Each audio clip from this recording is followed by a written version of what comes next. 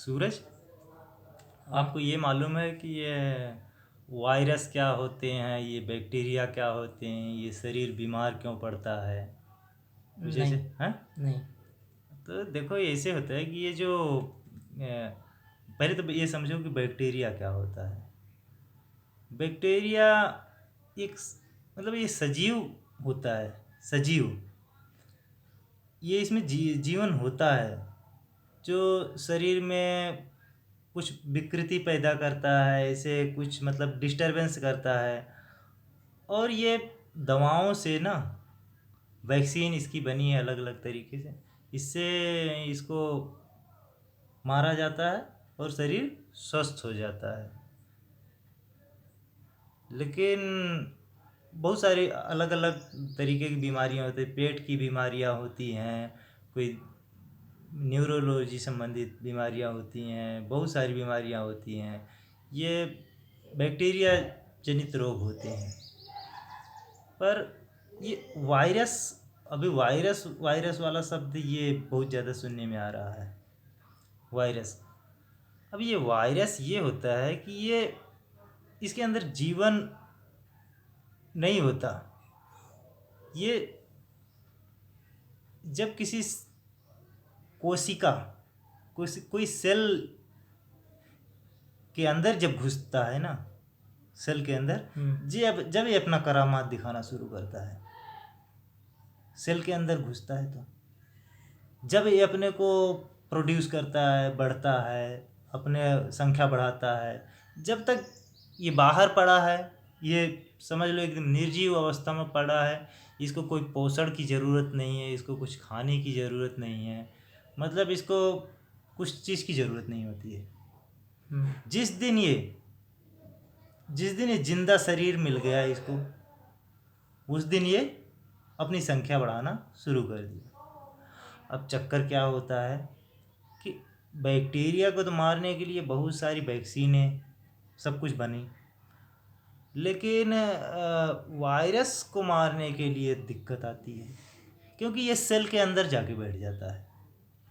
कहाँ बैठ जाता है? सेल के अंदर। सेल के अंदर बैठ जाता है। अब इसको मारें कैसे? अगर इसको मारने के लिए किसी भी तरीके की दवा या कुछ भी केमिकल या जो भी चीज़ जब भी यूज करना पड़ता है, तो ये सेल डैमेज हो जाता है, सेल मर जाता है। अब सेल से शरीर बना है, कोशिका से कोशिका शरीर बना है, और सेल मर जाएगा मतलब शरीर मर जाएगा। तो ऐसे बहुत सारे मतलब कि बीमारियां हैं जो वायरस जनित है। जुकाम होता है, हाँ, अपने यहाँ माता जी निकलती हैं, माता जी निकलती हैं, जुकाम होता है, और भी बहुत सारे हैं।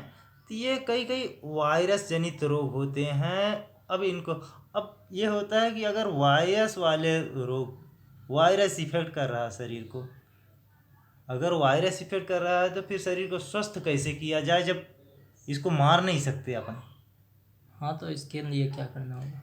इसके लिए एक ही चीज़ है, शरीर के इम्यून सिस्टम को स्ट्रॉन्ग किया जाए। शरीर के इम्यून सिस्टम को स्ट्रॉन्ग किया जाए, इससे किसी भी वायरस से लड़ता शरीर ही है।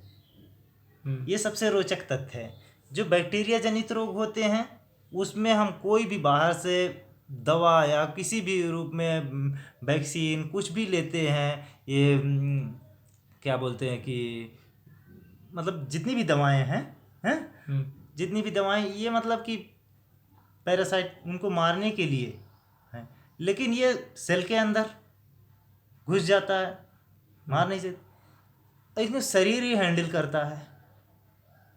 अब आपने एक चीज़ देखा होगा कि ये जो दवाएं भी बनती हैं ना, अभी जो ये जैसा कि कोरोना वाली बात चल रही है, तो कोरोना में ये टीका आया, तो इसमें शरीर के एंटीबॉडी बढ़ा रहे हैं, हाँ, कि एक लगाएंगे शरीर मजबूत होगा, फिर दूसरा बूस्टर लगाएंगे, फिर और ये होगा, फिर उसको परास्त कर देगा। तो भैया, वायरस को मारने के लिए कोई साल्ट, कोई ये कोई चीज़, कोई ऐसा, कि कोई चीज़ नहीं है, इसको शरीर ही हैंडल करता है, शरीर के इम्यून सिस्टम वही हैंडल करता है। अब चक्कर ये हो गया कि अगर एक तरीके से देखा जाए तो ये मतलब कि वायरस और बैक्टीरिया इस धरती पर शुरू से ही ये ईश्वर का बनाया हुआ है। किसी इंसान ने नहीं बनाया, ना तो वायरस इंसान ने बनाया, ना तो बैक्टीरिया इंसान ने बनाया। जितनी चीज़ बनाया सब विधाता की मर्जी है, बना है, और सब अपने अपने वर्चस्व की लड़ाई लड़ते रहते हैं। बैक्टीरिया वायरस, एक तरीके से देखा जाए तो ये बैक्टीरिया और वायरस ये दोनों संघर्ष करते रहते हैं। संघर्ष ऐसे नहीं कि भाई बाहर से ऐसे लड़ रहे हैं, इस अपने शरीर के अंदर बैक्टीरिया होते हैं, वायरस होते हैं, ये शरीर के अंदर या बाहर ये मतलब लड़ते ही रहते हैं। कभी वायरस जीत जाता है, कभी बैक्टीरिया जीत जाता है, कभी वायरस जीत जाता है, कभी बैक्टीरिया जीत जाता है, ये लड़ते ही रहते हैं। तो कई बैक्टीरिया होते हैं अपने शरीर के लिए अच्छे भी होते हैं, कई पाचन प्रणाली में मदद करते हैं। अब जैसे ये देखा जाए तो ये दही ये जमता है, बिना बैक्टीरिया के जमेगा ही नहीं। बैक्टीरिया अब वो बैक्टीरिया अपने लिए उपयोगी हैं तो ये मान के चलिए। और ये देखो कि अपना शरीर इस वायरस को हैंडल करने के लिए सीखता है, लड़ता झगड़ता रहता है, मतलब जीता है पूरा, मतलब कि समाज चलता है और मतलब कोई चलता है। अब चक्कर है कोरोना वायरस अभी कोरोना वायरस आ गया। कोरोना वायरस कोई नया नहीं है, कोरोना वायरस कोई नया वायरस नहीं है, वही सर्दी जुकाम वाला वही वायरस है।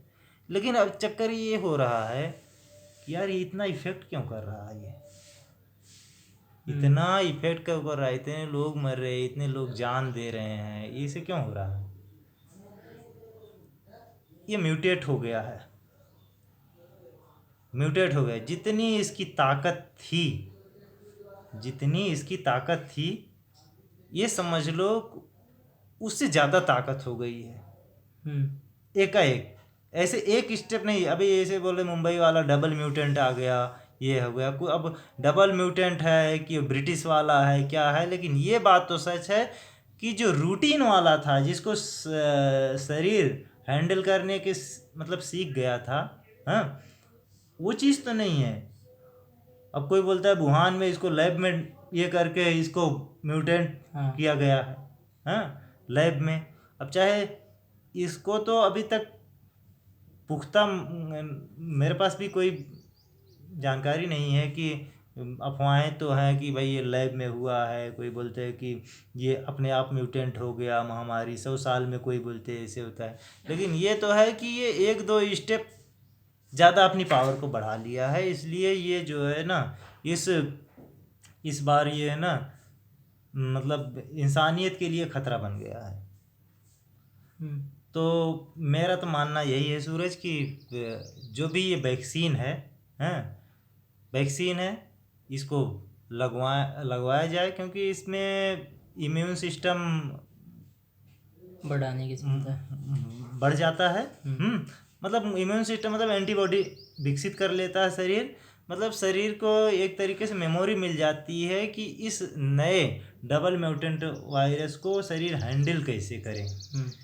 तो देशवासियों के लिए या जो भी इस वीडियो को सुन रहे हैं उनके लिए एक ही सलाह है कि भैया ठीक है, अब जो चाहे लैब में बना हो वायरस, चाहे स्वतः ये म्यूटेंट खुद म्यूटेट हुआ हो, लेकिन इस समय चारा यही है भैया वैक्सीन लगवाओ और अपने को सुरक्षित करो।